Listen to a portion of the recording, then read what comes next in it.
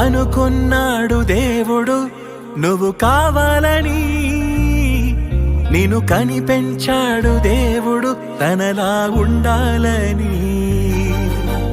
అనుకున్నాడు దేవుడు నువ్వు రావాలని, నిన్ను పుట్టించాడు దేవుడు తనతో ఉంటావని. కష్టమైనా సహిస్తాడు, జగములైనా సృజిస్తాడు, ప్రేమతో నిన్ను కన్నాడు నువ్వు దాటిపోవద్దని. బాధనైనా భరిస్తాడు, యుగములైనా నిరీక్షిస్తాడు, యేసునే వదులుకున్నాడు నిన్ను వదులుకోలేనని. అనుకున్నాడు దేవుడు నువ్వు కావాలని, నిన్ను కనిపెంచాడు దేవుడు తనలా ఉండాలని.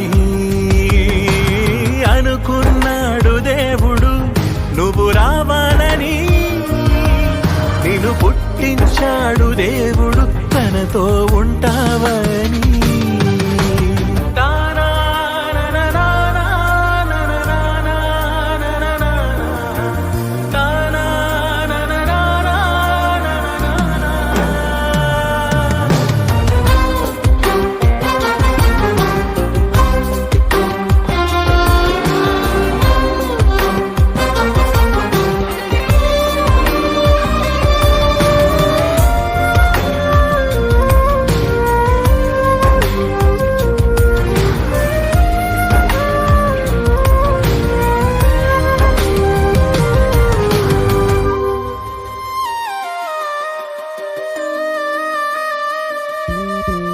నీ రూపం తనలా ఉండాలని ఆ దేవుడే తొలి అనుకున్నాడుగా.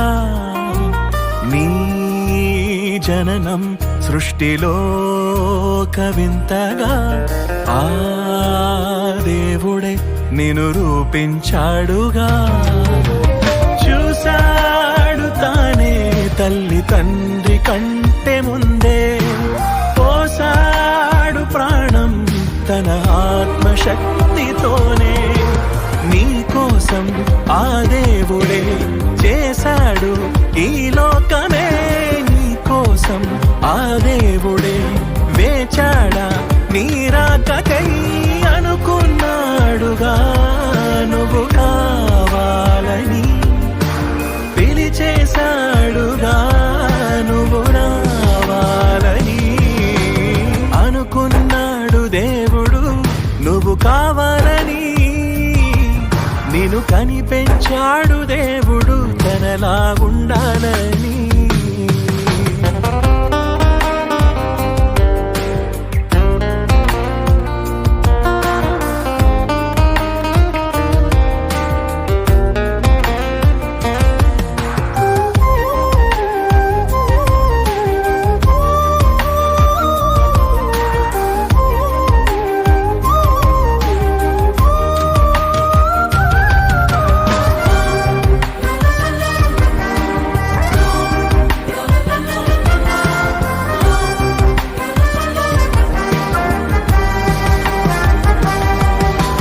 నిర్మించుకున్నాడు నిన్నే తన రూపంలోనే, కాపాడుకున్నాడు నిన్నే తల్లి గర్భం నుండే. అవయవాలనన్నిటినీ అతికిస్తున్నాడుగా, లోపమైతే దిద్దలేవని తను మాత్రమే చేశాడుగా. తన రూపమే నీకిచ్చాడని, తన ఆత్మనే నీకిచ్చాడని, తన పిల్లలే తనకు కావాలని, మరణంతో తిరిగి రావాలని. అనుకున్నాడు దేవుడు నువ్వు కావాలని, నిన్ను కనిపెంచాడు దేవుడు తనలా ఉండాలని. నా పాద దాసులుగా మిమ్మల్ని ఏర్పాటు చేసుకున్నాను. నేను మిమ్మల్ని పిలిచాను నా సేవ కోసం. వెళ్ళి నా పిల్లలకి నా జ్ఞాన సంగతులన్నీ బోధించండి.